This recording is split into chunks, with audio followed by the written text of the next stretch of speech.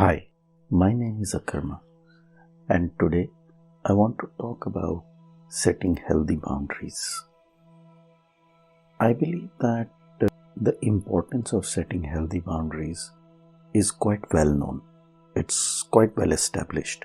So I will not be spending much time on talking about the benefits of healthy boundaries or why healthy boundaries are required.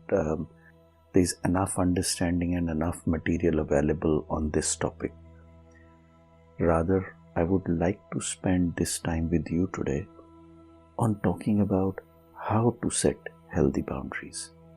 I think we need to take the conversation to the next level, to the next step, and start talking about how to do this. What are some practical ways of bringing this in our day-to-day life and doing it in a harmonious way? Buddha once talked about a concept of enlightened selfishness. To understand this concept, imagine that you are like a solid metal ball with handles on the side.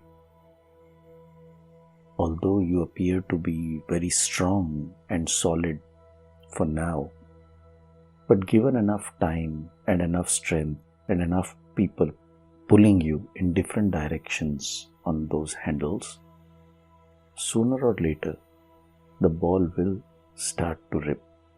Cracks will start to appear. And this is exactly what happens when we are performing in our day-to-day life without worrying about the consequences it is bringing to our own physical, mental, emotional and spiritual health.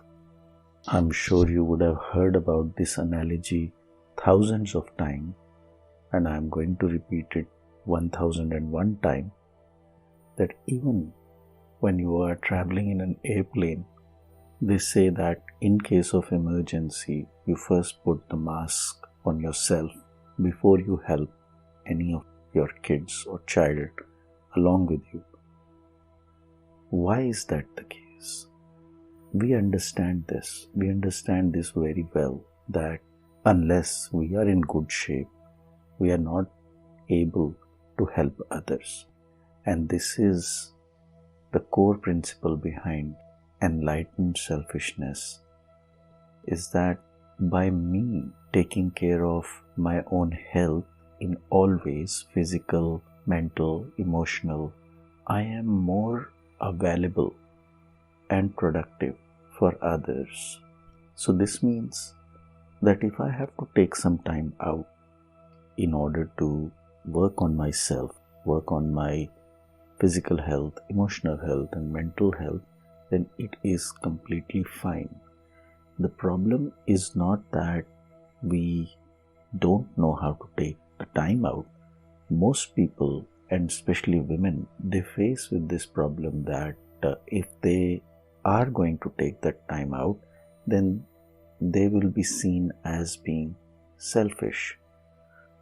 And sometimes it is okay to be that selfish person. It is required. You will notice that as soon as you give yourself the permission that you are allowed to be selfish, because when you give yourself that priority, when you keep yourself first and look after your health in all different ways, then you become more present and more useful for everybody around you, for your family, for your kids and everyone else. So, only thing that needs to be done over here is to give yourself that permission, allow yourself. And once you have done that, you will see that the how will just come out. You will be able to take time out to do this. You will be able to figure out how to adjust your schedule accordingly and what to do. You will be able to take the time out, do the things that are necessary to be done in order to take care of your own health. Another type of setting healthy boundaries is to say yes when we mean yes and to say no when we mean no. Many a times we keep doing things and we don't really want to do them. And yet we find ourselves in doing it. It doesn't make us feel good. We don't like it. We feel guilty about it. We have all sorts of emotions that gets created because of that, and yet we are not able to say no when we have to say no, and we are not able to say yes when we have to say yes. One of the many causes for this kind of behavior is lack of self-worth. When we are not valuing our own opinion, our own beliefs, and we are not able to stick to them, we lack confidence, we lack self-worth, and we feel that we don't need to stick to our opinion and our perceptions because that will unnecessarily create problems with others. So we feel that in order to keep the peace, in order to compromise, this is what we should be doing. But the message that we give to the other person is that it is okay for them to walk over whenever they feel like, wherever they feel like. There are no boundaries. I have no preference. I have no opinion. So that is the message that the other person is getting. Yes, we may be avoiding an argument or a conflict by doing this, but the amount of anxiety, stress, and the guilt that we create in ourselves by doing this, by not saying what we wanted to say, by not doing what we wanted to do, the toll that it takes on our own mental and emotional health is not worth this effort. Because at the end of the day, we are not really saving much here. Unable to set healthy boundaries is a combination of many problems together. And you have already heard the audio on the art of giving and receiving gracefully, as well as on self-worth. I would like you to now combine all these knowledge that you have accumulated from these videos, from these audios, and apply it to your own situation. Do not see these audios and these videos as just individual pieces of information. It is time for you to now assimilate these and bring them all together, join the dots for yourself, and see how you can utilize all this information and able to create healthy boundaries for yourself.